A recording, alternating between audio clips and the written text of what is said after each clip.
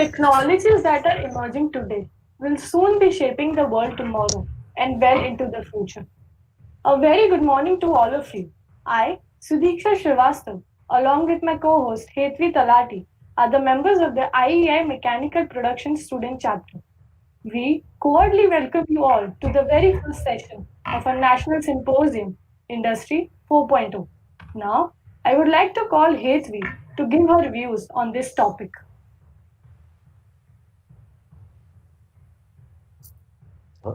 Hello? Yes, sir. Hello? Yes, sir. It's for me? No, sir. I have to continue. Okay. Today, we have gathered here for the very special purpose of understanding the ongoing revolution that is Industry 4.0. As many of you might know that Industry 4.0 is the current trend of automation and data exchange in manufacturing technologies. It helps us to manage and optimize all aspects of the manufacturing process and supply chain.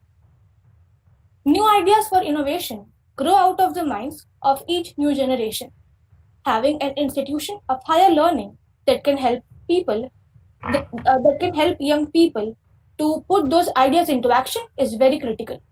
Therefore, I would like to thank our principal sir and the management for encouraging us to conduct symposiums for you all.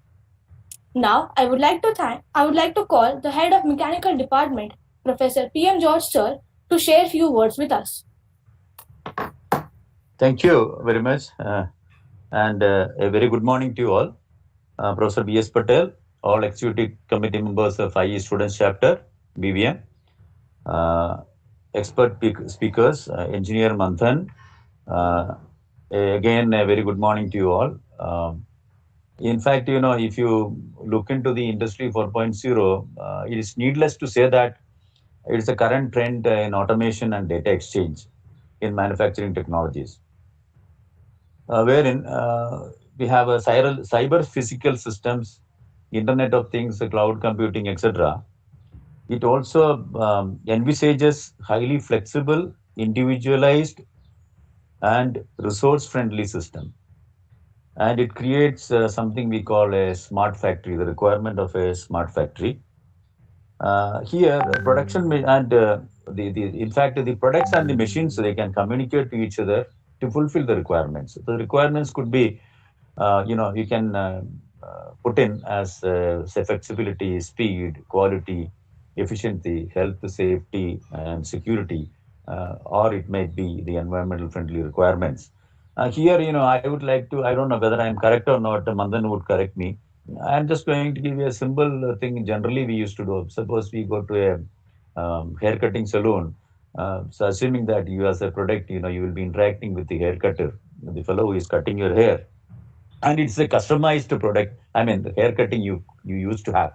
So, this is what is a simple form you can imagine. Probably this would be mimicked in the entire industrial arena, so that what is required according to the customer requirement, and that too with the best quality and speed and efficiency and flexibility you can create. And these requirements can be fulfilled, I think, very well with, especially in the context wherein now we are in the pandemic situation. Even otherwise, I think people would be able to sit in their home and work for the industries. So these sort of things would be feasible with the advent of the technological advancement like Industry 4.0. Hope that this 2-day symposium would be helpful to you and you will be enjoying it. And I what do you call, put my best wishes for the symposium. Thank you very much. Hello. Thank you, sir. Now, may I please request our principal sir to say few words about the event. Namaskar and good morning. Good morning, sir. Professor George, our own alumni, Engineer Manthan, faculty advisors of IEI Production and Mechanical Sector, Professor B.S. Patel and his team IEI Student Branch, and fellow participants. It gives me immense pleasure to be with you all on a very prestigious day, National Unity Day, Bharatiya Ekta Divas, the 145th birth anniversary of the great Sardar Patel, who united 562 plus small kingdoms to make India Ek Bharat Shresth Bharat. So we pray heartily tribute to Sri Sardar Sahib. Also today is the death anniversary of the First Lady Prime Minister Srimati Indira Gandhi. So we also pay tribute to Srimati Indira Gandhi. I congratulate B.S. Patel and his team for organizing this 2 days National Symposium on very interesting and important topic on Industry 4.0. When the students are enjoying long weekend, 30th Eid Milad, 31st Sardar Jayanti, and tomorrow Sunday, but the true culture of BBM, learning beyond curriculum, exposure to classroom. So you are the true ambassadors for the best practices which are being practiced by Birla Vishwakarma Mahavidyalaya from 14 June 1948 to cater the needs of the society for the holistic development, for the sustainable development, so that the students should not only concentrate on their academic day-to-day teaching learning subjects or laboratories or practices, but they will come to know about what are the recent advances in the field of science, engineering and technology. We started with Industry Revolution 1.0 and presently we are in 4.0, a mechanical and steam engine in 1.0. Again it took 80 to 100 years to come with the electricity, that is the second electricity and electronics. Then from the second generation to third generation, that is IT revolution, it took 10 to 20 years for getting this IT or software revolution. And we were excited when this IT revolution happened in our country or worldwide. We were excited about the various kinds of communication, wireless network communications, the use of software, use of the programming and other languages, and how efficiently they are used for the varieties of the industries. But during this, again, some advances have been done in terms of the nanotechnology, in terms of the biotechnology. Both of these, biotechnology as well as nanotechnology, they were dealing with particularly for the material science and material technology. There was no very hard or the core application so far as the core technology is concerned. So we have always thought about this industry and industry 4.0 now. That is the era of the cognitive technology, where we are talking about the automation, we are talking about AR, VR, some disruptive manufacturing, additive manufacturing, prototyping, then deep learning, big data analysis, data mining and data science. So ultimately, the use of all this innovation, all this technology, how best we can use this for the product enhancement, for the process enhancement, for the time management, for the quality management, and how better and better we can serve to the humankind or serve to the society. Ultimate goal is to serve mankind or to serve the society. But at the same time, we should think about sustainable technology, using this type of the advances, how we can sustain the nature, how we can sustain the environment, because the pros and cons of each and every innovation and development is there. So how better or how efficiently we use this industry 4.0, 5 to 6 years have been over by discussing industry 4.0. I remember in 2016-17, I attended one gathering at TCS Kolkata, and it was purely addressing on industry 4.0 and business 4.0, and how IT revolution, how these manufacturing or these engineering revolution can useful for the various process. Still, we are very at the slow pace in adopting this type of the development in our curricula. Luckily, AICT, MHRD, before 1 year, they have declared this emerging area 10 to 12 core areas, including AI, ML, DL, prototyping, 3D printing, AR, and VR, all these as an emerging area.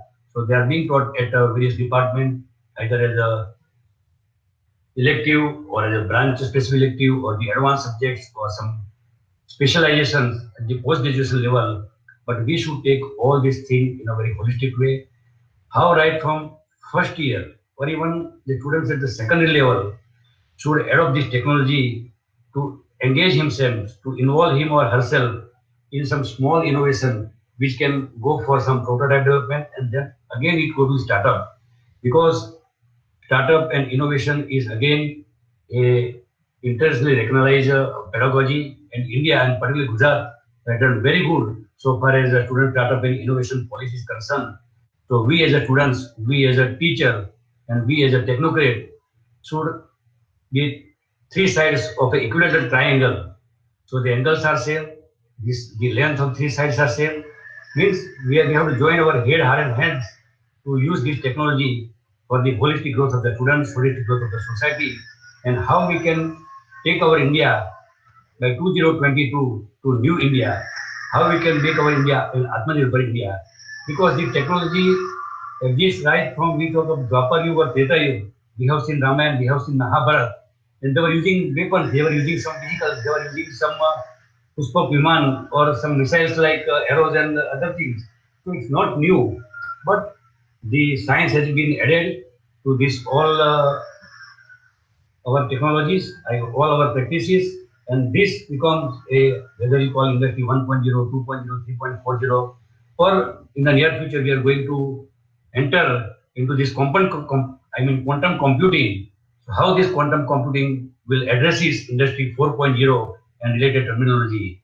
So really, the speakers today we have Manthan, then Rasmi Rajan, then Atma Godra and Sandeep Rawat. During this course of 2 days, will deliver their knowledge, they will demonstrate their experience, they will share the information which they have accumulated during course of their field practices. So this will be really a good time, the good weekend, particularly we say. See, this is the century of the knowledge. Merely enjoying entertainment, merely enjoying some garments, merely enjoying some gadgets, oh, it is good for our social or recreational purpose, but at the same time, nurturing ourselves with innovation, nurturing ourselves with the knowledge, and imbibing true practices which are being followed by the developed countries or the developed industries. So I congratulate V.S. Patel and his team, all student leaders, particularly both mechanical and production department, to take this national symposium for 2 days. I thank you, all the experts, for sparing their valuable weekends because they are busy 24 by 7 during the working days. But weekends, especially they have with for their family and society. So they have sacrificed their family and social time for all of us. So let all of us take these 2 days in a very spiritual way, in a very positive way, and get as many as information or the sharing of the experience from our experts. So I thank you all the experts. Thank you the students branch for giving the opportunity to be with you on this digital platform. May God bless all of us for a better future. Thank you all. Thank you, sir. It's time to present to you all the expert of the day, Mr. Manthan Mendapara. He is designated as the Production Development Manager in High Tech in Solution LLP. He is currently working in Digital Transformation Industry 4.0. Prior to this, he was working in SME for digital transformation in large capital projects of thermal power plant, construction center, and automotive manufacturing. He also has an experience for large-scale implementation in Internet of Things, that is IoT, for heavy civil machinery building smart factories with connected machines and online monitoring of CBM, TBM, MES production processes. 3D scanning for serving application and plant reserve engineering, and development of AR augmented reality, VR virtual reality applications for worker training and safety induction program. He also happens to be our alumni for the batch 2014. So, with no further ado, let me request Mr. Manthan Mendapara to carry this session forward.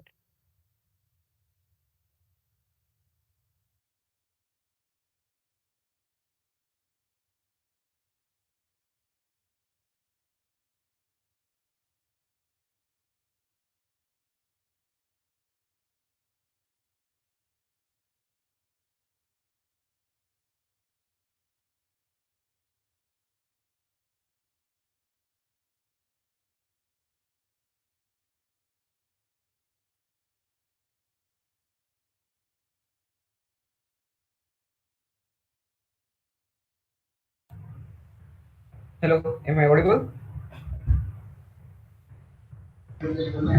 Yes, please. Yeah, okay. So, just for my confirmation, is my screen visible or not? Yes, sir. Yeah, okay.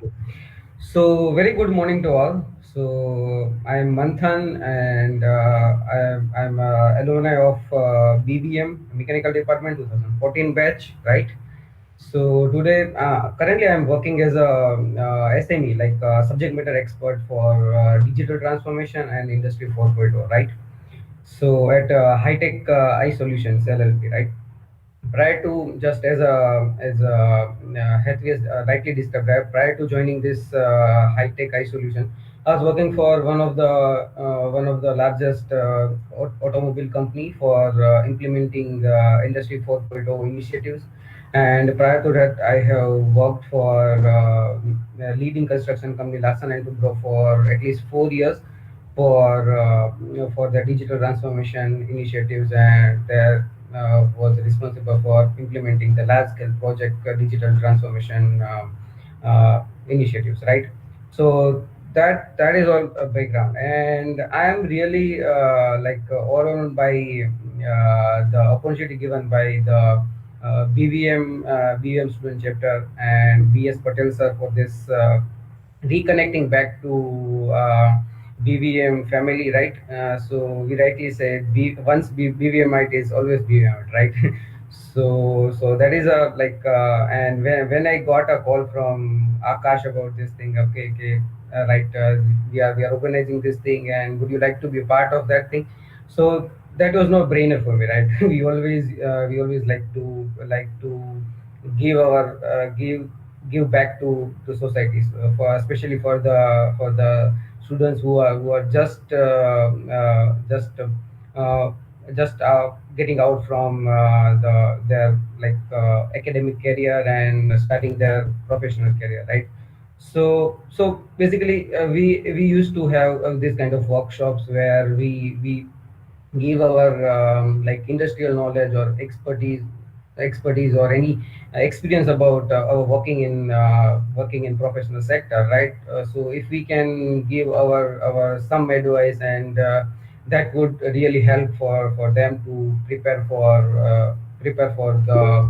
their future, right? So let's so basically, as introduced by Indrajit sir and PM George sir, today, industry 4.0 or manufacturing 4.0, digital transformation, all are like, okay, they are it's a one brand name which is given by all the consultancy companies, right?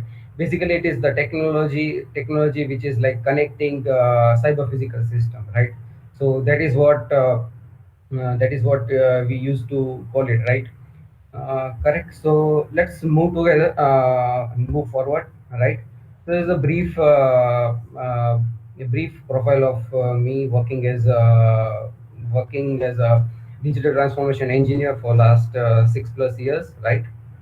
So as a professional, like as a academics, I have done my mechanical engineering from 2010 to 2014 batch BBM, and then I've joined L&T, worked there for 4 years, joined Mahindra, worked there for 1.5 years, and right now I'm with the High Tech I Solutions, working as a product manager for digital solutions, right? So this is a brief profile, and so just if, in case if you have any questions in between, or you want me to reduce my pace or increase my pace, so that I can module that thing in between, right? So just let me know. Yeah, you can interrupt me any point of time if you have any questions, right? Okay, so let's go to the agenda for today, right? Maybe I have divided this whole 1.5 hour presentation into basically four parts, right? One is for the introduction to Industry 4.0, how it is impacting our life, right? And how student can prepare for this various disruptive technologies, right? And what are the real life implemented, real life example, right? On theoretical basis, this is always a goody things, right? But what is the real life condition? What is the on ground condition for industry 4.0? That is really that has to be really interesting to share with you all, right? Then we will move forward to industrial IoT, or maybe IIoT, or Internet of Things, and how, what, where, how IoT is impacting our life as well as the industry, right? So that should be the second part of this presentation. And third would be always like digital manufacturing, and my favorite part of this presentation is like how this industry 4.0 is impacting our manufacturing industry, right? So digital, like in digital manufacturing, it is not only 3D printing, right? There are multiple things are happening uh, at a digital manufacturing level, right? So how this the rise of cyber physical system is helping in the manufacturing to get more quality output, enhancing efficiencies and the stuff, right? And how it is impacting to consumer as well, right? Because end of the day, whatever manufacturing industry is producing, right, that has to be used by the consumer only, right? Sorry. So that how consumers behavior is also changing day by day, right? So that is also impacting the how manufacturing industry has to transform itself, right? So that would be the third topic. And finally, we'll be have an open hour session for Q&A. So if you have any question, I received some of the questions from you. I will try to accommodate that information into my entire presentation. But in addition to that thing, if you have any questions, if you have any confusion about how to prepare, what to do, what are the emerging things, what is the trend for next, what would be the trends for next few years, maybe 5-10 years down the line, how you should prepare for industry 4.0, whether you should go for industry 4.0 as a career option or not, something like that. Any questions if you have, just you can let me know, right? I will try to answer as much as possible within the time of limit, right? So let's start with the first agenda item, Industry 4.0, right? So this will be the high level introduction of Industry 4.0, right? So, so as rightly Indrajit sir has shared, first industrial revolution was happened in the late 70s, right? When steam engines and weaving looms and everything, like mechanical system is started working on, right? So that they have mechanized some of the work, right? So earlier they were, everything would be manual, right? So after that thing, they have transferred that thing, like, okay, people were using bullock carts, right? Then they have transferred to some of the engine driven vehicles, right? So that was the era of industry 1.0, we can, and industrial revolution, we all have learned this about in history lectures, right? Then it comes, okay, so there was a like people were manufacturing that machines, like in a separate manner, or maybe one by one manner, right? So then people got interested into that thing, and there was an expansion of that requirement for this particular machines, right? So they have started thinking of how to produce this thing in a bulk, right? What is the option for mass production? Then some of the concepts are coming into the realization of assembly lines, then the expansion of electrical energy, like large scale power plants happening and everything, right? Everything was there, right? So that was late say 80s, in that era, that that second wave of transformation happens, right? Then there is a rise of computer, electronics, softwares, multiple languages. How, right? So that was the era for the late 90s, right? So we have been all been using this stuff, right? So if you think about we must all have seen that picture of maybe one MB 1 MB hard drive into 1970s, that you have to carry into the truck, right? And right now 1 TB memory card is just like snow, right? So that is the revolution happened into that electronics and computer or the information technology sector, right? So that is a third way of revolution, right? So if you think about like in last 2010 to 2015, 5 years back, 5 years back, or in that particular time, right? So there are always in any of the industry there were two parallel stream running there, right? One is IT department, second one is the production department, right? So IT will not involve into production will not involve into IT. And if you 10 15 years back, if you ask someone working on shop floor, you have to operate this computer, you have to operate this scanner, you have to operate this mobile application, right? They would straightly say no, I can't do that. We are not meant for this thing, right? Our focus is to work on the machines only, right? But if you think about today, right? So all the manufacturing plants is having some of the computers lying on the shop floor. People are doing a data entry and everything, right? So that is the transformation. That is the transformation of cyber physical system, right? So IT department has started entering into the soft floor. Soft floor department started utilizing the IT power of information technology, reduce the paperwork, physical paperwork, try to make it the paperless system as much as possible. And all the machines that they have started connecting to the internet, right? So that it can throw data to the cloud, and IT team or data science team can use that data for their like analytics and get something out of that thing, right? So that is the fourth revolution right now we are on, and fortunately I'm working on that particular digital transformation field only, right? So some of the things I can suggest you, or I can tell you based on my experience. So right now this is most of the industrial revolution happens like, okay, people were not knowing they are into the transformation, right? But with the help of social media and this kind of forums and everything, we are come to know, okay, what is there happening into the real life, rather than the academic curriculum, right? So this is where we have to, and this is where this kind of forums help student to understand what is the need of market today, right? So that they can prepare for that particular market, and they can grab some career opportunity out of that thing, right? So that is all about industrial transformation happening era by era, right? So let's move to the next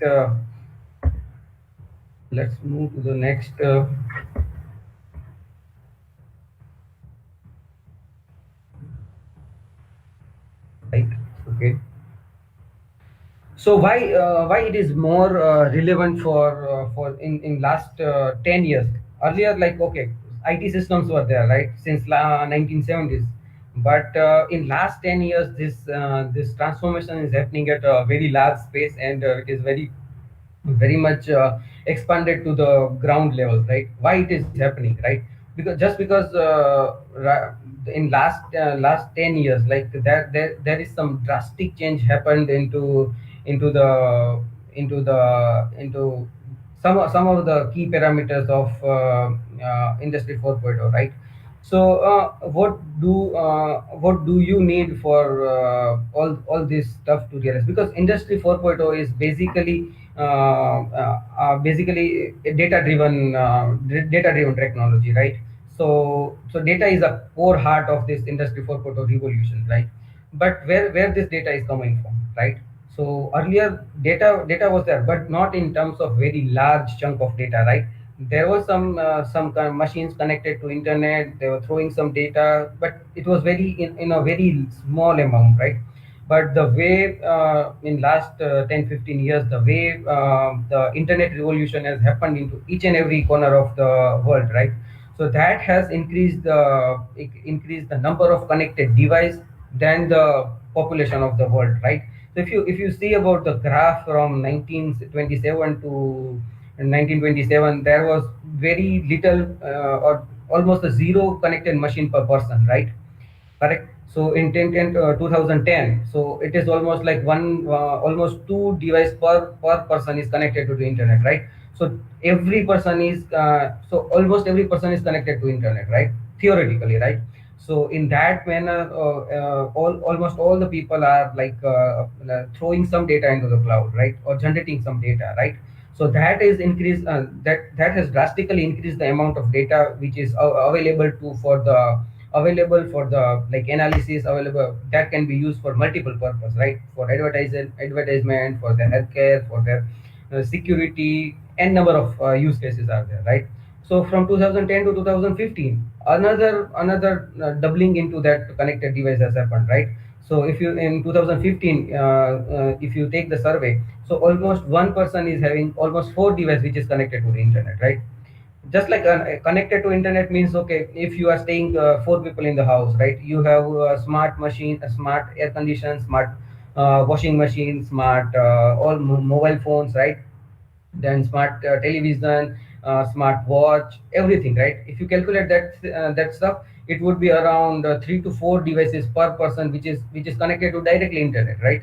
So that has increased the amount of data which is available for analysis and analytics, right? And if right now, if you say about 2020, right, it is almost six to seven devices connected per person, right, which is connected to internet, right? So that has been that like the exponential rate of connected device against the rise of population, right? So that gives us a major boost for the industry 4.0 revolution, right? Because now there is a lot of data which is available for the analytics, right? If you say about the Facebook, Instagram, and in each and every social media site, right, almost all the person have their photographs onto that thing, right? So that is the like level of penetration of social media into our society, right? So that gives us uh, some major boost to industry 4.0 or digital transformation, right? That is not happening at the manufacturing level only, but it is penetrating into our day-to-day life, right? Day-to-day particular personal life, right? And it is also coming up with some question about privacy of your data security, cyber security, and stuff, right? But we have to be very careful about those stuff. But if we really think about the positive side of this thing, so it is giving us much more power than the earlier industrial revolution has given in the hand of the common people, right? So that is where this is the fourth industrial revolution is much more penetrating into common people's day-to-day life, right? So that is where it is much more important than the earlier three transformation as well, right? Okay, so what are the disruptive technologies, which is main at the core of this industrial revolution, right? If you talk about the autonomous robot, you must have seen all the videos about China, like in this pandemic situation, they have started serving food to corona positive people using the robots, right? So that is a beautiful example of how this technology can help us into like unwanted situations, right? If you say about firefighting robots, firefighting drones, they can reach out to any level at any level or any height, right? And rescue people, right? So that is the power of technology using the autonomous robot and that stuff. Earlier robotics is a like is available since last 30-40 years, right? But now people have started using that thing for different purpose, right? And that is giving a power of the technology into people's hand, and for the multiple purpose, right? Same as like simulation. If you talk about before trying it on the shop floor, you can do multiple simulations, and you can optimize design in terms of 3D printing. If you can reduce mass, reduce and you can put the masses or particular strength of the material to particular places only, right? So that optimization of the material usage and everything is possible through the simulation, and basically the advanced simulation, right? The system integrate now the in industry 4.0, we say every system is able to integrate with each and every system, right? So now there is no exclusivity, right? So earlier we think about, okay, when there is a Nokia phone was coming up, right? So their charger is not compatible with the other company's mobile phone, right? So now that barrier is going away, right? So particularly each and every system is able to connect with various system, right? And that is where and that is a need of this transformation, right? It cannot be it cannot allow exclusivity, right? Otherwise it will have some restriction for the expansion, right? So people understood this concept, and they started opening up their standardizing their protocols, so that system can integrate with each other, right? Then the international, we will be discussing this very detail about Internet of Things, but it is the one of the major boosting technology, or the major influencing technology for industry 4.0, right? So all the way, if the number of devices connected to the internet, and that raises the questions on the cybersecurity as well, right? So our government of India and their cyber cell is right now working on the really they have started realizing this impact of cybersecurity, and they have started making some policy about this thing. And soon we will be having some robust cybersecurity policy around for us, so that we can protect our data, and people cannot use without our permission for our private data, right? So about all this, if you think about all the machine is connected to the internet, right? They are throwing some data. So where does this data is saved, right?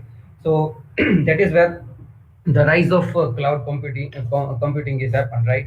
So it is not possible to put big servers for each and every company into their premises and started getting the data, because, right? So like big companies like Amazon, AWS, Amazon, and Microsoft, and multiple many companies have started their cloud server, right? So they have put it their big servers into different part of the world, right?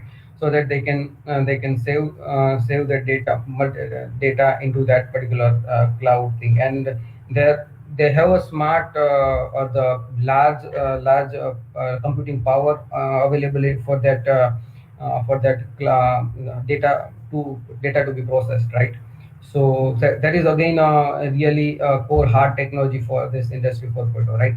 Additive manufacturing, in terms of, we will be going detail into that additive manufacturing, but this is one of the technology which is like really transforming that manufacturing industry, which is which is like basically, if you talk about the manufacturing is the last 70-80 years, there is not major change happen apart from that CNC and VMC machine or the automation. So now the entire manufacturing process is going to change, right? And the way we design each and every part, that is going to change, right?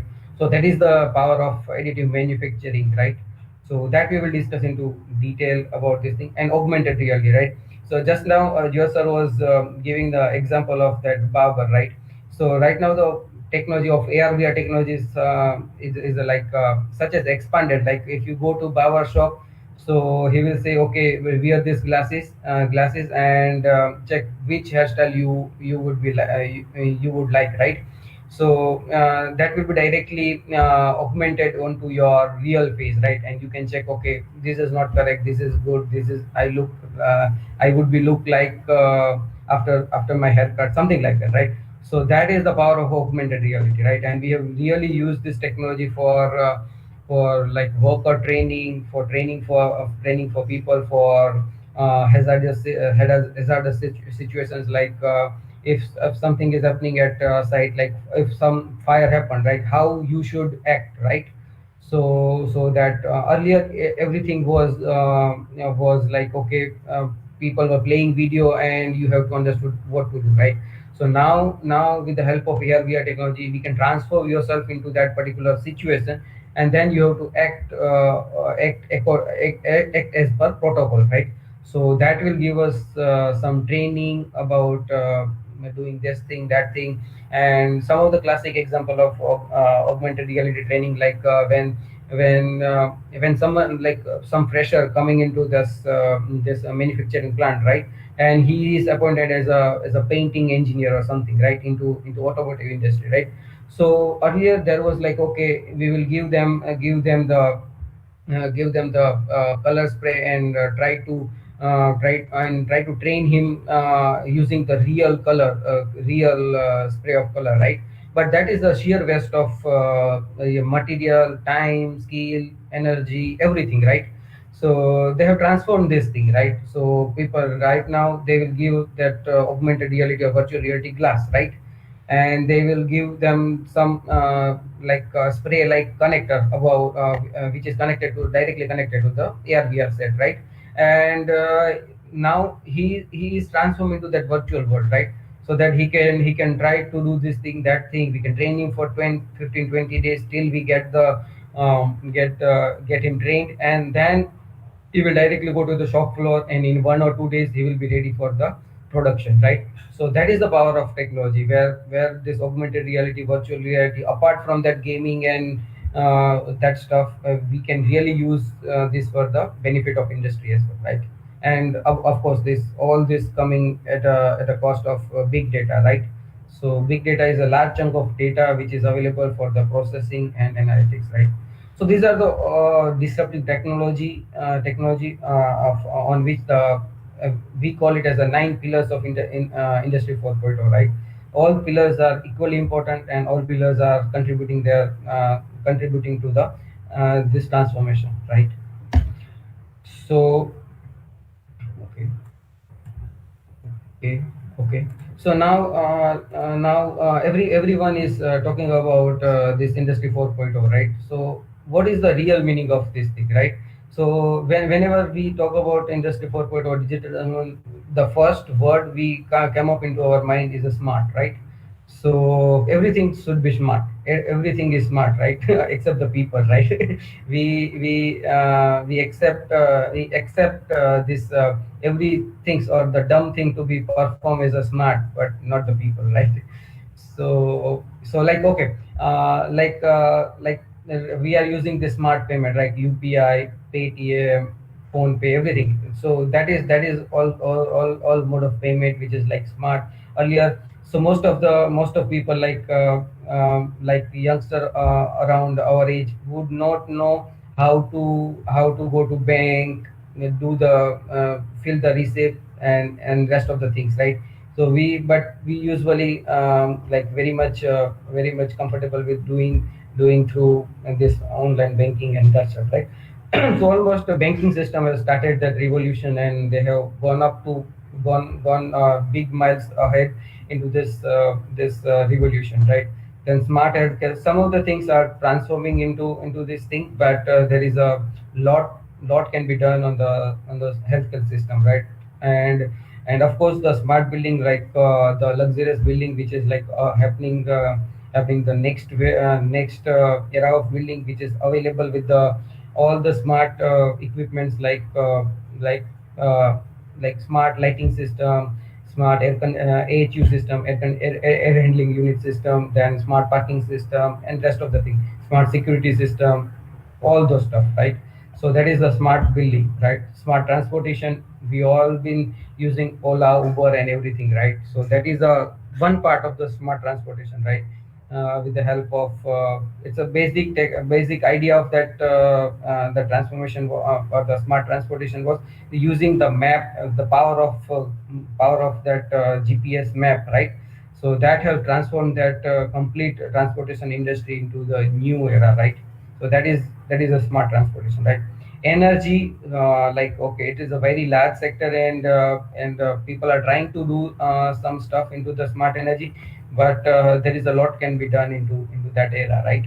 And of course this smart energy movement is like, okay, whatever right now we are thinking about the smart garbage collection, smart traffic management system, that stuff, right? So that has been like in India, we are lagging behind behind to some developed countries, but something is happening into that field as well, right? So that is available for that, like the future expansion as well, right? So the next thing is like, okay, what is the future of information technology, right? So there is one good concept about the SMAC. We call it as a SMAC concept, right? SMAC is a word consists of social media, social, mobile, analytics, and cloud. Like social is all the social media, we all are using it, right? Mobile, right? So mobile is a very trans is a carrier of, we call it as a carrier of digital transformation, right? So one mobile phone has converted multiple devices into one, right? Earlier we used to have multiple cameras, like n number of devices along with us, right? But right now only one mobile can work for camera, can work for taking notes, can work for mailing someone, can work for n number of things, right? So all the device has been converged into one device, and which is the mobile, and that is the most powerful device if we use it very correctly, right? So this is what and that is where all the information technology is working on, right? All the now every company is trying to build their own application so that it can get some data from each and every mobile, so that they can sell their, or they can do some marketing and that stuff, right? And analytics, of course, all this is based on the analytics. Every the core of this digital transformation is analytics, right? Or the data analysis, right? So that is the one of the future of information technology. And right now everyone is going to the cloud. Every company is trying to put their data into cloud. Now cloud is safe, giving 99.99% availability and that stuff, right? So that is again, whenever the chunk of the data is rising, so in that particular era the cloud is also a major important parameter for this industrial revolution, right? So this is the SMAC concept about the future of information technology, right? So what is the impact of Industry 4.0 on each and every individual's life, right? If we talked about the digital payment, right?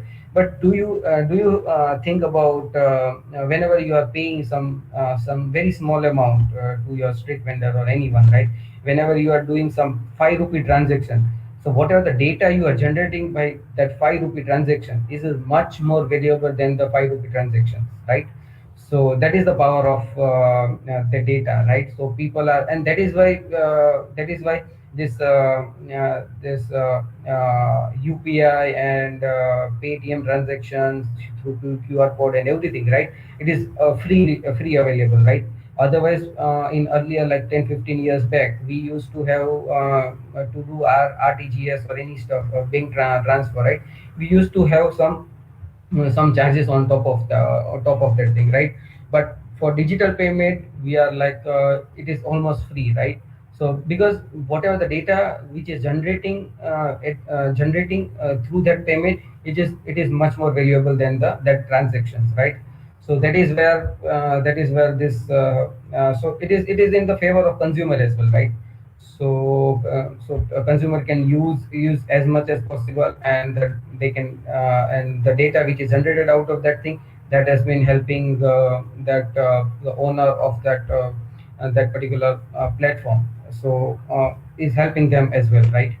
So earlier, like that QR code, barcode, RFID technology, right? So earlier, when in before 10 years back, right? So we used to use this thing on the like whenever we are going to any mall for shopping and that stuff, right? That point of time, we are using the RFID code, QR code, barcode for scanning and everything, right? But if you think about last 2 years, 2 years transformation, right? So all the QR code, barcode, and RFID is available at the street vendor also, right? So that is the power of technology, which is expanded to the ground level or the ground zero level as well, right? So that is like that is a revolutionary technology, right? That is where we all are working on, right? And some of the smart system, like everyone is smart lighting, street lighting system. Whenever there is no one into the street, the light will automatically switch off, again switch on whenever there is any movement or something, right? Then smart parking system. Whenever you enter into any parking system, it will tell you where is the open slot available, something like that, right? Then the speed detection system, and really a really good thing I have observed in last 10-15 days, when I was driving on the highway, right? There is a smart panel which is available on the very uh, National Highway 8, I guess, right? So then it will detect your speed, right? And if the allowable speed for that particular highway is 80 kilometer per hour, right? So if you are overspeeding, then it will show you, okay, slow down, slow down, slow down, right? And if you are below 80 kilometer per hour, it will allow you into green flag, right? So that is where the technology has been penetrated into our Indian scenario as well, right? So that is a smart system, right? And then about this traffic management system also, right? We all are having some some memos about the breaking traffic rules, right? Whether it is wrong side, or whether it is overspeeding, whether it is a helmet not wearing, something like that, right? So all these are the smart system which is right now available into Indian context as well, right? Then about the video and image analytics, right? So right now all the people are working on some of the CCTV footage analytics, surveillance, everything, right? So this is one of the biggest area which will be expanded in a nearby future, right? The very good example of so we all know about temperature sensing, the remote temperature sensing without a physical contact, right? Which is available since last 30-40 years into the industry, right? But people have thought about this thing, right? What is the power of solutioning, or what is the power of innovative thinking, right? So people have started this thinking about how we can use it into this pandemic situation, right? The same the whatever the thermal probe, which we were using for sensing any thermal activity into industrial environment, right? So that we have used to sense the body temperature, right? And whenever someone is entering into the public places, right, at very entry of that particular places, we have fitted that thermal sensing camera, right? So that if the body temperature of that person is beyond some range, right? So you can restrict them for entering into public place for their in this COVID situation, right? So that is the power of innovative thinking, right? So technology is available since like 20, 30, 40 years, but how you can use that industry for different application, right? For innovation, right? So that is the core of this industry 4.0 transformation, right? Again, so this all this with all this advantages, there is very portion we have to take about privacy of the data, right? So it has risen the big concern about the private data security for the private data, personal data, right? And we need a robust data security policy to be implemented for this particular for this to support this particular digital transformation, right? So government is also working on this thing, but as an individual we have to be very careful about whenever we are putting our private data onto the any public domain. So we have to be very careful about that stuff, right? So this is the impact of industry 4.0 into this how it is impacting our personal as well as professional life, right? So how future factory should look like, right? If you see about the whole picture, right, there is only two-person working on the shop floor, right? Rest of the thing, everything is automated, right? If you say about this machine which is which is having a predictive maintenance functionality, the person who is working on the working on the assembly line, he is also wearing that augmented reality enabled glasses, so that he can be supervised and anything from the remote location as well, right? And rest of the things are done by the robots only, right? So there is some computer vision which is checking the quality of that product and everything, right? And another person who is carrying physically carrying that product from one place to another place, he is also having a wearables, right? So that we can track his movement, whether it is moving in a correct path or not, whether it is his movement is optimized or not, that stuff, right? And again, the vehicle which is carrying that particular product to another location, which is also unmanned truck, right? So all this future factory it will look like, okay, there is no person on the shop floor, everything is automated. So this is the futuristic concept where all this comes at a cost of some cost of technology, right? So we have to be very rational about whether it is so implementing this technology is available, right? But what to implement, how to implement, and what is the benefit out of that thing, right? We have to be very rational about that analysis, right? Basically we call it as a business use case. So in business use case, we analyze, okay, the cost of technology is 1 crore, right? So whether we are getting the benefit out of that thing is more than 1 crore or not, right? So that is the basic analysis we have to do whenever we are implementing any this disruptive tech, because the technology cost of this implementation is really high at this point of time. Maybe in future course of time it will reduce to some extent, but as of now, this is all these things are really expensive, right? So that is where we have to think about, right? So this is how the future factory should look like, right? Okay, so this will come to an end of this industry 4.0, the overview of industry 4.0, right? So do we have any questions till this point of time, or we can move forward for industrial IoT or IIoT, right? Is there any questions? Okay. Okay, so let's move to the next topic of industrial IoT or Internet of Things, right? So what is the Internet of Things, right? The things can be anything and everything, right?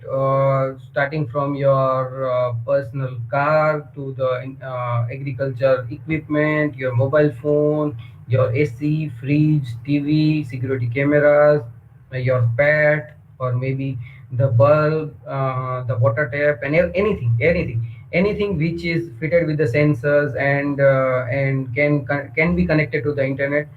That whole package will be termed as the Internet of Things. So whatever the things are connected to internet, we call it as the Internet of Things, right? So if you have seen about the beautiful advertise about Vodafone Idea, they have just published in few days back, right? So there is one got which is missing, right, at the in a remote location, right? So that children were really worried about their pet, right? So they have shown, like, okay, they have used that Google map for this to track the movement of that particular animal, right? so that they can reach out to that thing and they have found out that particular bot, right? So that is the power of technology. That is where all this internet of thing is helping to individuals life, right? And security cameras, like, okay, you can detect any unwanted movement about when there should not be any movement, right? So that is again the very good use case of internet of things when for the security purpose, right? Right. Then we can track. Right now we all are used to wear this smart watch and use Google Map, right? So all these things are connected to internet, right? So that is all coming together as a internet of things, right? So we'll understood how this whole thing works into the real life, right? So okay, so let's go to the next things, right? How it works. So basically when we think about anything, think about internet of thing concept, right? It is like, okay, suppose you have to convert your bike or your car into the smart car, or maybe it have to connect to the internet, right? You want to track a movement. Suppose there is one big transportation company which is having more than thousands of truck, right? So how they will manage right now, how they are managing their whole system right now.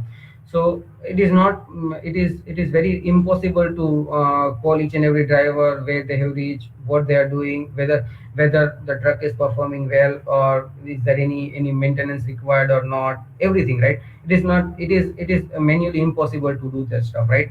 So what is the solution, right, in that case, right? So as a digital transformation engineer, or whenever we analyze the system, we'll analyze, okay, you want to track your truck. Okay, we will fit it with one small GPS sensor which can track its movement. Now what else you want to track? Okay, you want to track engine performance, you want to track fuel condition, you want to track the pressure in the tire, you want to track whether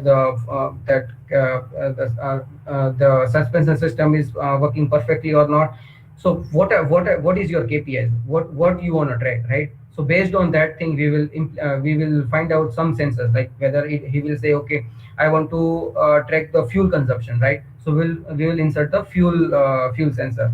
I want to track temperature of the engine, so that I can sense, okay, remotely I can sense whether the engine is performing perfect or not, or how much engine has run. Like, okay, out of 24 hours, the driver should have movement about 12 hours or 14 hours, not more than that, right? So that we can also check how much engine is running. So all those KPIs have to be defined by that particular owner of the company, right? And then we will select the sensors. We'll install that sensor, and that sensor will be connected to the small IoT gateways, right? So what this gateway will do, so that will capture the value from the sensors, and package it in a one payload, and that payload will be transferred to the internet, right?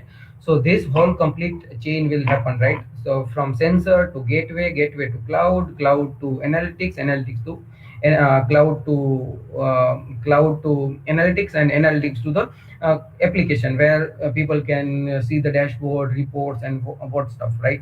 And also in the reverse way, like if some command has been passed from the user of that application, it will go to the cloud will tell the internet IoT gateway, and IoT gateway will perform that task, right? So this is how the dual communication would happen between the things and the internet, right? So that whole package, which is termed as a internet of thing, right? So it is a like it can be depicted as like a device hardware, which we have fitted onto the each and every machine. So there is one software which is running on that particular hardware, just like if you think about the Raspberry Pi. So we have installed one Raspberry Pi, We have fitted, we have write some code onto the Raspberry Pi, which is like device software or firmware, so that have some capability to communicate to the cloud, which is the communication channel. Then cloud will save, get the data, save it as a in a database, and then the data and the data and the backend, all the processing of on that data, that particular data is happening, and we are getting the result on the screen, right? So this is the whole chain of communication from the machine to the cloud application, right? So this is how it works, right? So let's take another example, right? So this is like three sensors we have to install. Now, one is the humidity, temperature, light detection system, right? So all these three sensors is connected to one internet IoT gateway, right? Which is like having some antennas for GSM, for GPS, for maybe another communication channel, right? So that is connected with the cloud, AWS or Azure or anything, right? So that communication is one-way communication, right there. If When the data is available into the data into the cloud, right, there is some application which is running on the cloud, like it's a rule engine or user dashboard or alert notification engine or custom reports they have to generate, right? And the similar way, so based on this input, if you want to start or stop anything, right, whether it is a air cooling system, whether it is a pump, whether it is a fan or anything, right? So all these things, like communication has to be happen from cloud to IoT gateway to relay. So relay or actuator, and actuator will start or stop that particular machine, right? So in this way, the whole the closed loop cycle will run for that particular IoT system, right?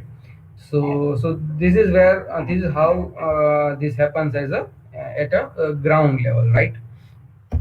Okay, so this is a very technical architecture of internet, how internet of thing work.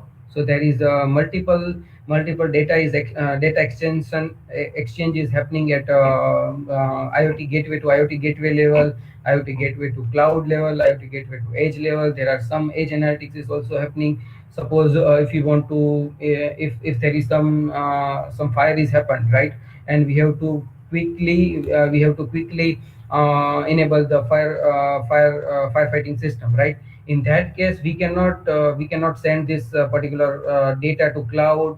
Then analytics will happen at the cloud, and again the signal comes back to the ground level IoT gateway, and that enables the whole firefighting system. So that is not happening, right? So that will delay some action, right? In this case, in this scenario, we used to have some edge gateway, right, which is having somewhat good computing power into the gateway, IoT gateway, and that will analyze some critical data, right? Whether it is a high temperature signal or whether it is a fire signal or anything, right? So that it can directly enable that relay to be triggered, right? So that the fire in the absence of internet access, right, that fire system can enable into the emergency situation, right? So all these are like one to many communication which is happening between the IoT gateway, edge gateway, cloud, and the sensors, right? This is the kind of technical architecture on which we usually work, right? So till now, maybe in a theoretical or academic academics, we have studied some communication channel, just like, okay, 3G, 4G, GSM, Wi-Fi, BLE. All these are the communication technology, right? So these are the communication which is available to the masses, right? Just like common people, right? But what is the futuristic communication technology which is like emerging as a new disruptive technology for particular communication channel, right? So that is called LPWAN. LPWAN is a low power WAN system, right? Wireless system. So because whenever we are installing any IoT device into the field, right? So it is having some battery, like so it is having very limited energy, or the energy which is available for use, right? So most of the time when we are installing this IoT gateway in the remote location, there will be only 1000 mAh or 2000 mAh battery which is available, right? And it has to last long for 6 months or 1 year, right? Just like if you think about your mobile battery is not rechargeable, right? And you have to elongate that battery life to 6 months or 1 year, right? So how you will be able to do that thing, right? So in that case, we cannot spend much more energy into this consuming technology like 3G, 4G, or GSM, right? There we have to use some of the low power consuming the communication technology, right? So that is where this comes into the picture, like NB-IoT, then LoRa, long range wireless system. Sigfox are there. The NB5 is there. Then Wi-Fi, another version of Wi-Fi is there. Then Jupyter Mesh is there. So all these are technology are like the futuristic LP WAN technology, right? So whoever is interested into IoT to be as a career path, you must have to think about all this futuristic communication technology, and you should be having some knowledge about each and every technology, right? So this is one of the things I would like to share. Okay, so you just start thinking about this stuff as well, right? So technology is available, like, okay, if you think about the IoT gateways, there are a number of gateways available into the market, right? You think about the sensor, number of sensors are available. Think about the cloud technology, everything and each and everything is available, right? So how to connect each with each other, right? So this is the bridge between all these things, right? Sensor to gateway, gateway to cloud, all these are happening as a wireless only, right? So these are the key technologies which is helping that communication between these multiple devices to be happened, right? So this is the one of the key area you have to look into if you want to start career into this IoT, right? So what is the till now we have analyzed, okay, uh, where how it works, right? How Internet of Thing works, right?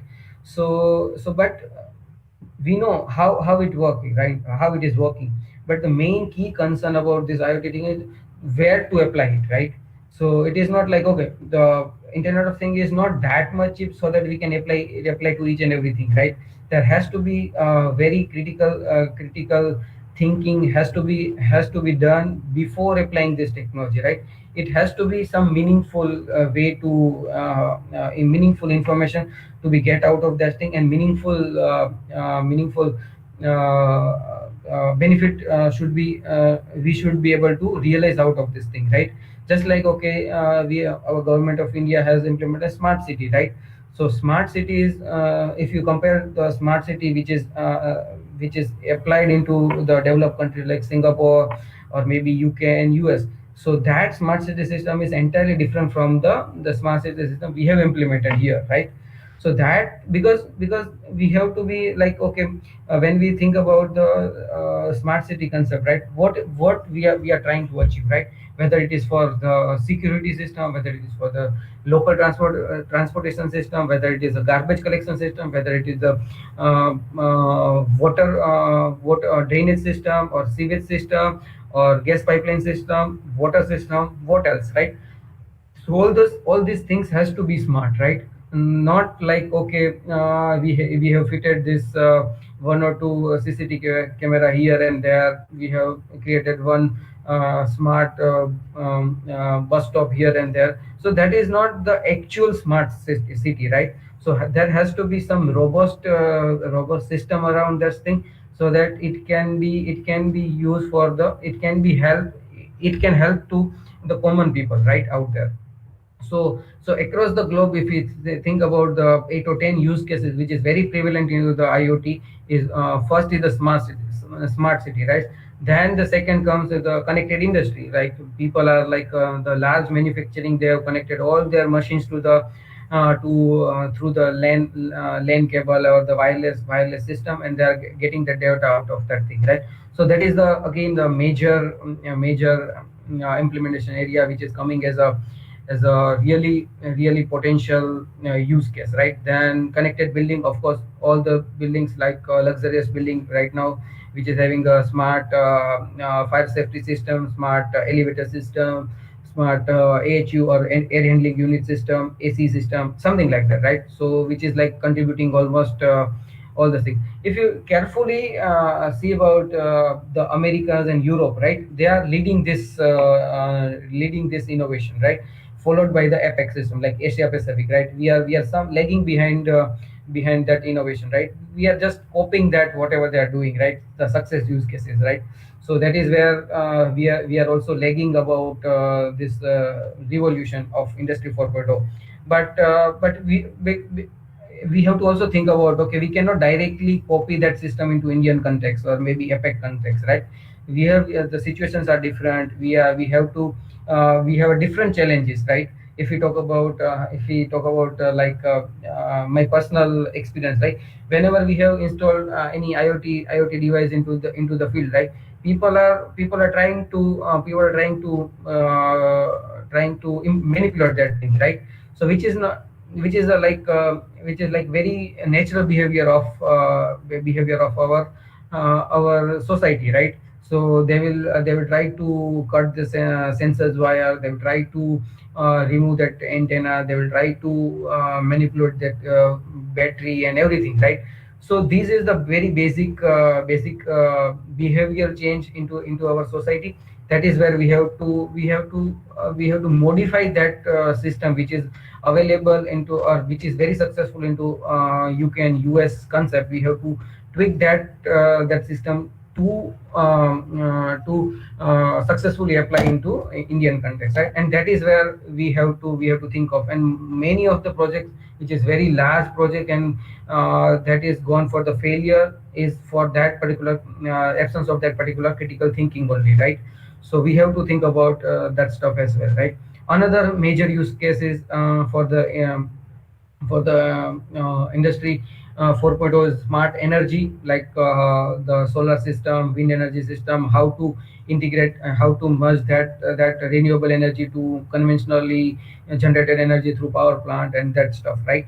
And connected health, supply chain, which is a very boosting area. And Indian industry have worked really well for that smart energy, smart supply chain management system. That is one of the key area which is like, okay, we can be proud of, right? As an Indian, okay. And smart agriculture system, like smart agriculture can be anything, right? Doing survey from drone, doing putting the smart watering system into our agriculture land, then predict rainy season.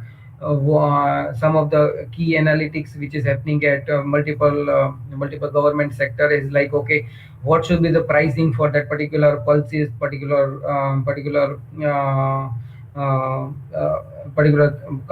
crop, right? So based on that thing, they can guide farmers what should be the next crop for them, whether what should be the climate condition for next 15, 20, 30 days.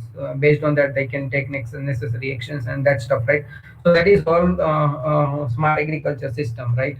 So this is all where IoT is very successfully implemented, whether it is a UK US territory or Indian or APEC conditions, right?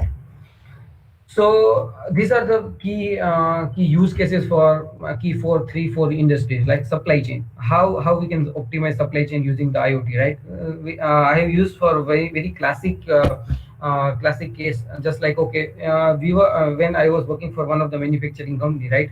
So there we have a huge machine of 5-axis CNC machine, where, right? So which is important, and the number of machines which is available on the soft floor was like 15 to 20, right? For each and every machine there were 3 or 4 spindles, right? And each spindle was something around 25 to 30 lakhs. One spindle, the cost of one spindle is 25 to 30 lakhs, right? So each machine is having 3 spindles and 20 machines, right? So for inventory purpose, right, we have to keep at least 30, 40 or 50 spindles in the spare, right? So so that is where that is what the traditional way of managing the inventory, right? But then we have implemented the smart system to detect the residual life of the spindles, right? We have installed one vibration sensor, and we have analyzed that condition of that current spindle to the against the new spindle, right? So that will give us some indication, okay, this spindle is going to fail in next 30 days or 40 days or 50 days, right? So based on that thing, we can reduce the inventory which we are keeping into our store, and we can reduce up to 10 to 15 spindles against the 30 to 40 spindles which we were keeping, right? So it will reduce the inventory cost about 50 to 60% as well, right? So that is the power of technology, and how we are implementing this technology, right? So that is where we can think of like energy optimization, right? So suppose we have currently we have fitted one smart energy meter into one or two industry, right? So how they are optimizing their system, right? So suppose they know, okay, this machine should consume this much power, okay, that this machine should consume this much power. So and this machine is running at no load condition for 15, 20, 30 day, 30 minutes, right? So they can start and off that start and pause that particular operation. Suppose there is one welding machine, right? Welding machine which is like what is the human behavior? They will just switch on the machine and kept running, keep it running, right? So but that welding machine is consuming power, right? And you are not getting the output when the machine is idle, right? So in that cases, using this smart system, if the machine is idle for maybe 3 to 4 minutes, right, we can automatically switch off that machine, right? And whenever the worker is available, worker is back with the movement or something, right? So he will trigger one switch, and the machine will on, right? In that case, we can reduce the energy consumption, we can optimize the energy consumption, right? So this is where the IoT is helping to manufacturing industry, right? Again, if we talk about the large construction companies where they are having a multiple or thousands of machine which is running on the site, right? So how to track the utilization of each and every machines, right? Suppose there are like 500 machines. Out of that 500 machines, which machine is under the maintenance, which machine is running at a full load, which machine is running at a no load, right? So how to track the fuel consumption, right? So this is some questions which is hampering the head of the site, right? So we can simply put some of the GPS tracker, some of the with some of the sensor, right? We can track the movement, we can track the engine hour, and so based on that thing we can calculate the fuel consumption, we can calculate the speed at which it should move, and something like that, right? Or n number of analytics can happen, right? So this is where the IoT is helping to optimize their resources on the site, optimize their fuel consumption, optimize their manpower utilization as well, right? Similar for the infrastructure and public safety, right? So we all have observing that smart traffic management system, smart building and infrastructure system, right? Okay, whenever we are going into any unknown place, right? So there will detect your movement, and based on that thing they can based on the suspicious movement they can take quick actions, right? So that is where government is also realizing this benefit of Internet of Thing, and they try to implement that thing as much as possible, right? And this is if you think about the fast tech, which is one of the finest implementation we can think of as a technology perspective at a very large scale, right, across the India. So that is where the government is trying to put it, and think about the n number of possibility of using the data, right? So that data can be used for n number of purposes, like track the the traffic movement, track the goods movement, track individual movement or n number of stuff, right? So that is where the data of that particular fast tech system can be used, right, and can be monetized as well, right? Okay. So, and about the healthcare system, right, we all are fond of Apple Watch, smartwatch. With that, again 2 years back, smartwatch was not coming up with the blood pressure sensing system, body temperature sensing system, heartbeat tracking system, or that stuff, right? But now that all are included into that smartwatch system, right? So that is where the technology is helping us to track our health as well, right? It is just like a preventive maintenance of our own body, right? So rather, we say it, right, prevention is better than cure, right? So this is what the technology is helping us to do, right? And about some of the healthcare system is like, okay, there are some smart devices, and again, the insurance sector, right? So insurance sector is taking a big advantage of this technology, right? So they are trying to capture some of the condition of the patients, which is like, okay, which is like prone to some major diseases or something, right? So that they can track their health, they can give them the better treatment, they can suggest some better treatment, they can increase the premium for that particular, or they can assess the risk of that patient, and they can increase or decrease the premium of that particular health insurance or something, right? So they are taking a big advantage of these technologies, right? So this is where this IoT is helping our day-to-day life, plus our industries to impact on our day-to-day life, right? Okay, so this is the some of the, because I thought this is very relevant to various technologies, which is like which is implemented at very large scale, right? 2D barcode, warehouse management system, ERP, MES, then RFID. All those things are, you can see at a very right corner of this thing. Okay. Okay. So that is available, right? Okay. So let's move to the digital manufacturing, which is like the last leg of our presentation today, right? So what is the future of manufacturing? Future of manufacturing is like digital manufacturing, right? You design something onto your software, just press one button, and that will be made into your machine, right? So this is the simplest calculation which anyone can think of as a digital manufacturing, right? But whether it is happening at a at a ground level or not, we have to check that thing, right? Okay. So what is the pillars for this digital manufacturing, on which all this smart manufacturing or the smart factories factory system is building on, right?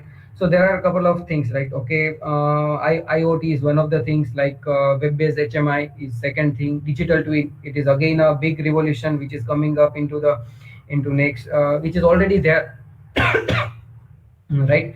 For to create the simulation or create the conditions and that stuff, right?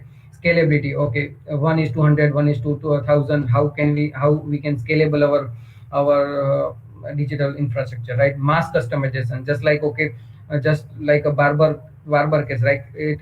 So people are more fond of customized product, right now, whatever the assembly line which is there into the shop floor, which is not meant for the customized production, right? So they are for the serial production only, right? So how to customize that assembly line into to suitable for the mass production of customized product, right? So there's again a thing. Then the predictive maintenance, just like I have shared one example of how to predict the residual life of that particular component, or any bearings or gears or anything, so that you can optimize your inventory cost, you can predict the failure of that machine, and you can prevent that failure, right? Unwanted failure. So this is the concept of digital manufacturing, right? So one of the finest area about this stuff is like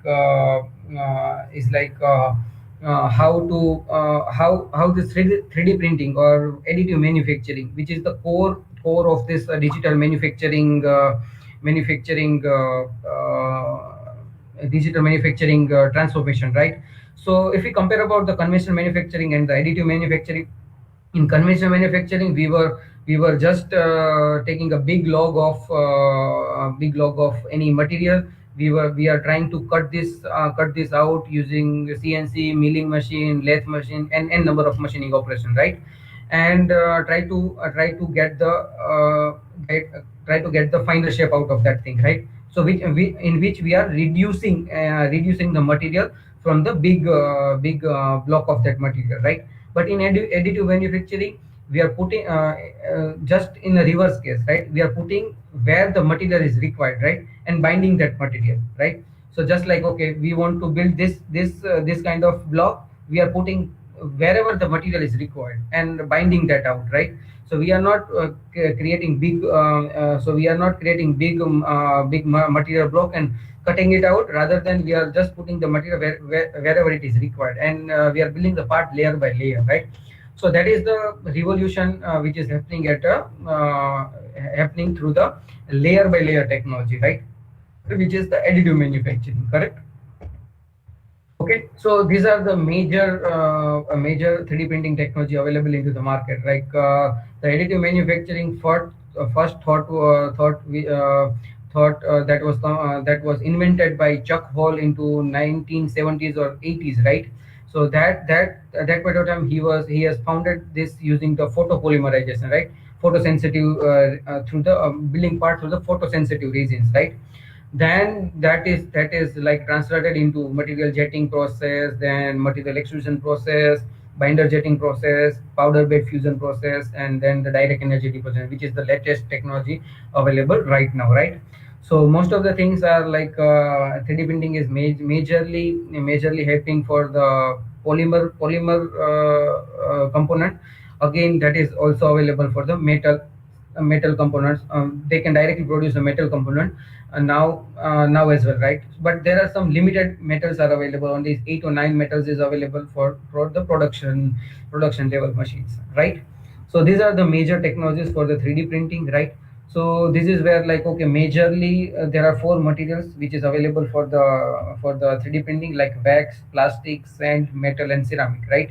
So for plastic, almost all the technologies are available for the plastic, right? But for metal, there is only binder jetting, EBM, and laser manufacturing is available, right? And for wax, only material jetting technology is only available, right? And all those based on this technology, and the way it works, it is available at it will produce finer surface finish, or higher surface finish, or that stuff, right? And the strength of the part is also differing the technology by technology, or the concept of the technology as well, right? So this is the comparison about this, and these are the high level use cases in the additive manufacturing. If we think about the dental part, so the teeth retainers, which is the most popular use case about the medical or the dental industry. Think about some of the bracket about any or aircraft part, nozzle about the aircraft. This is very huge success for GE and Siemens, right? The Nike shoes, maybe they have printed through the very fine very fine material of rubber based material, basically, right? So, and some of the things are like the fuel nozzle for aircraft, for like steam turbine, that stuff, right? And some of the medical equipment, medical implants, just like, okay, the cheekbone, or maybe the thigh bones or something, right? So these are the example of the 3D printed part, or metal 3D printed part, or the polymer 3D printed part, which is right now on the reality, right? So people are using it in a very large scale, right? this is how it is impacting our manufacturing. It is not like, okay, we will be directly replacing this subtractive technology to the additive manufacturing. It is not like that. So it is so additive manufacturing is complementary to the traditional or the conventional technology, right? So it will it all the both of the technology will be there for the n number of years.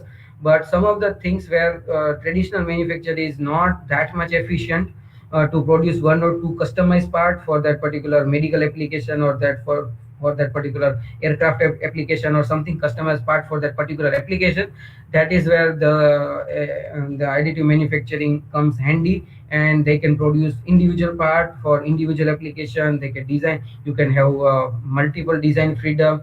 Whatever you can imagine, you can design and you can print it out, right? So that is where the beautiful the this technology is helping us into the manufacturing world, right? So due to time limitation, right, we so basically we have to skip the detail about all this 3D printing technology, which is available like on the for the production purpose, right? So whether it is a powder bed fusion for metal this thing, or direct energy and energy deposition, that stuff, right? Okay, and this is a comparison of all the additive manufacturing available with all the major machine manufacturers, right? So I will share it with you all about this presentation for your reference. If you want to ask any questions right now, so you can ask, right? So that is all from my side about this Industry 4.0. I hope you have enjoyed this session, and you get out of this really benefit out of this session. And now we can go for Q&A session, right? So questions are in the chat box. Okay. Chat box. Where is the chat box? Yeah. Okay. Okay. Yeah. So there is one question from Harsh Acharya, right? Okay. Result in unemployment. Okay. So unemployment is not the reverse side of this thing, or the negative side of this revolution. But we have to think about, okay, some of the things we have to transform our skill, right? So that is where we have to think of, correct? So like, okay, earlier when if I take the real life example, right? So whenever this this first revolution happened into the industry, right? So people used to run the bullock cart, right? Then this motor cars and everything is come up, right? So that the employment of the driver, which is like transformed from running bullock cart to the motor, right? So you have to enhance your skill rather than looking about the unemployment and everything, right? So if I think about the automation, right? So if we put any robot into the shop floor, right? So it is not for the purpose of removing the manpower or the manpower, right? So that manpower will be used for the some other applications, right? So there will be much more manpower is required to program that robot, to manufacture that robot, to maintain that robot, to reprogram that robot, and rest of the stuff, right? So only that thing which is like, okay, people were used to put fetch one particular product from here and putting to another thing. So that employment is gone. But on the back end side, the all 4 or 5 people have got the employment, right? So it is like, okay, the employment will be there, but you have to enhance your skill based on the trend and that stuff, because change is constant, right? So you have to think about that stuff. So the second question was from Abhishek Goa, right? So what is the strength of 3D printing, right? So if we talk about the plastic, so plastic 3D printed part is as good as the injection molded part, right? So only the difference between this thing is the surface finish, because whatever the surface finish we are getting from the 3D printing is much more lesser than the injection molding, right? So that is where this is lagging. But if we talk about 3D print metal 3D printed part. So the strength of that metal 3D printed part is higher than the casting material and lower than the forging material, right? So this is the the easiest comparison I can do, right? Because if you think about the metal 3D printed part, which is like having a 99.99% density, right? So that is where the strength of that part is it is higher. But there are some, because in 3D printing the part is manufactured layered by layer, right? So in that case there are some reduction in strength in terms of tensile strength, right? But in terms of compression strength and impact strength, that is as good as a casted part, right? But the tensile strength, there is some lacking. But if you think about any if you go to any machine manufacturer, they will give you complete comparison. What is the tensile strength, what is the yield strength, what is the compression strength for each and every product which they which is produced from that their machine, right? So the barrier, this question was very relevant 2 years back, but now this is like a proven thing into the industry, and people, more and more people are started using this thing, right? And most of the 3D printing applications are where when there is no much strength application are required, right? Just like medical application, just like some of the fuel injection application, something like that, right? So there is hardly any matter of strength. It is more of a form that we have to produce, right? Or the geometry we have to produce. That is where 3D printing is more successful, right, as of now. Okay, what is the difference between cobot and robot? So robot, whenever we implement the robot, that is required fencing and everything. Robot cannot be worked along with the man, right? Because that's a very powerful machine, right? If so whenever we implement the robot, there has to be fencing and everything, right? But cobot is a collaborative robot. Collaborative robot, that is like, okay, it is not that much so basically that can be worked along with the manpower, right? So side by side, man and robot can work together, right? So this is very cobot is very handy, and the low power application or the low strength application, where just like okay, you have to fetch one part from here to there. You want to use that gluing application, just fitting the bearing, putting the gears into some place or something, right?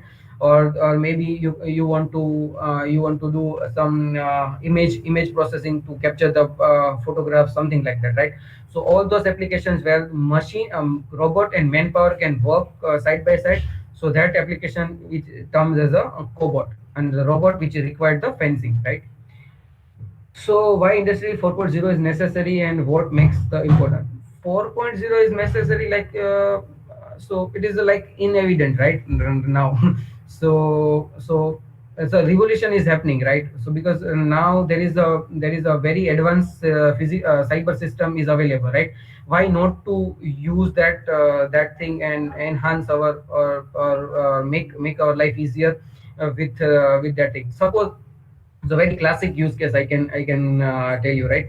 Suppose there is one big like backhoe loader, or any construction machine is working at a remote place, right? And your main maintenance person, or main that maintenance team, which is not available at the site, right? And right now they are available at different location, right? And you have to repair that on the go, right? So how you will be able to do that thing, right? Right now people can use that augmented reality, and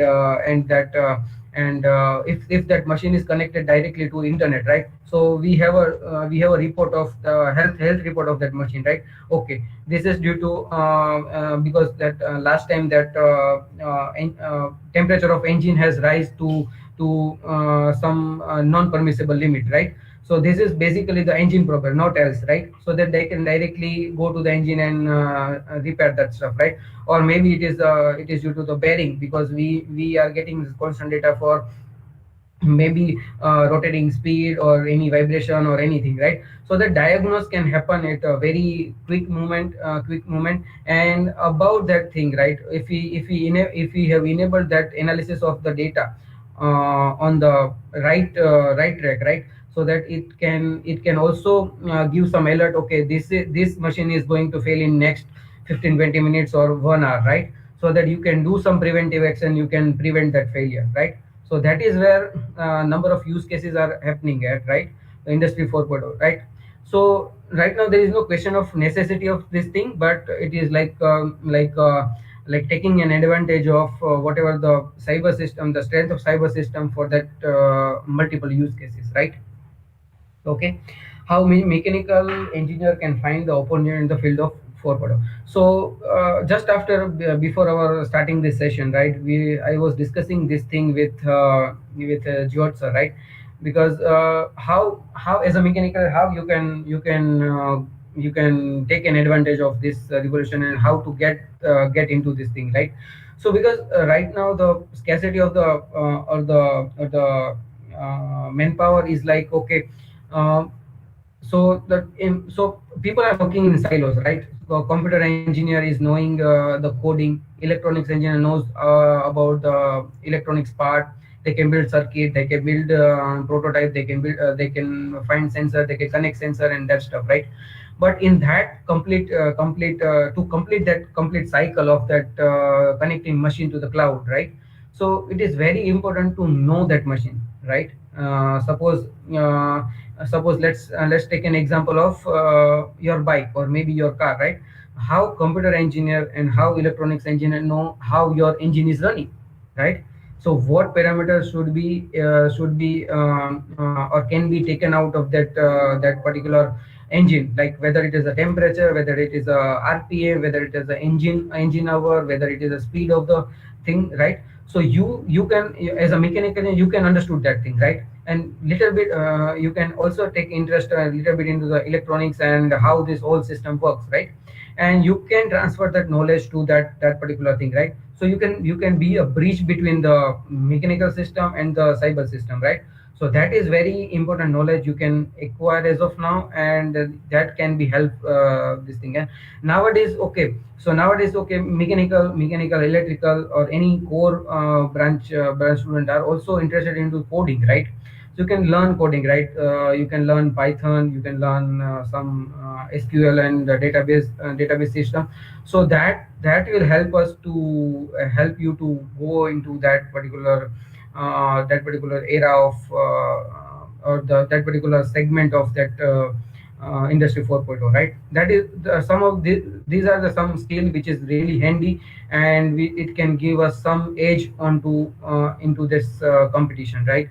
So this is how a mechanical engineer can find some opportunity into industry 4.0. And again, this 3D printing here, then like integration, working with the connected machine like PLC systems and everything, you can learn about that thing. And that is very demanding skill set as of now into the market, right? So PLC, additive manufacturing, and some of the basic coding, right? That will help you to find some opportunity in this thing, right? Okay, so which will be the better branch, mechanical? So there is no better or any comparison between this thing. All the branches having their own importance, right? But as a like industry 4.0 engineer, you have to learn all, right? So you have to be handy with the electrical system, you have to be handy with the mechanical system, you have to be handy with the PLC system, automation system, some of the communication channels, electronic system, everything, right? So then and then you will be able to bridge all the gaps into the system, and you can be a part of this transformation, right? So there is no question about electrical mechanical system, you have to learn all of those stuff, right? Okay, we have missed anything? Hmm. Hello. Is there any questions we have missed? After graduation, is there any scope to acquire knowledge about industry 4.0 or external training? Yeah, there is a lot of courses are available onto either edx or maybe upgrade or any online platform, right?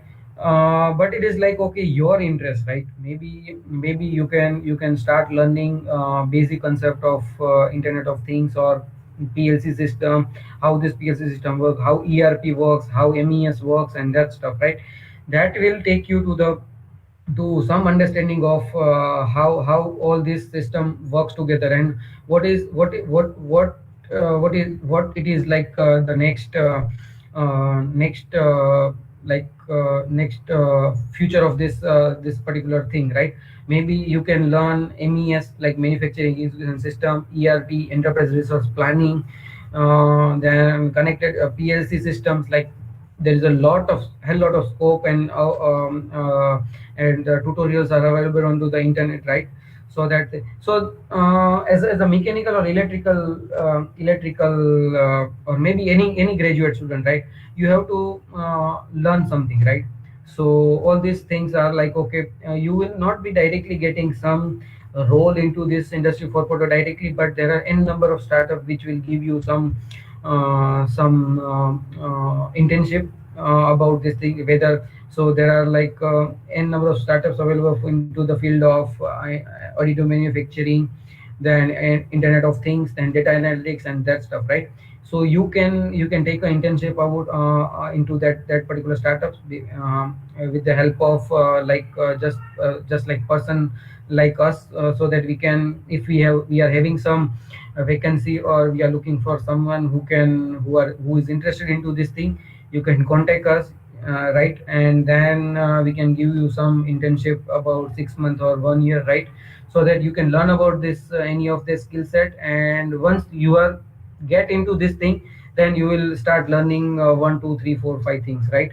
So it is not like, okay, so basic the what I think as a industry 4.0 person, you have to be jack of all, right? It is not the now there is no era of like, okay, I am the best mechanical engineer, or I am the best electrical engineer. So right now, so best wala jo concept hai na, that is like going away, right?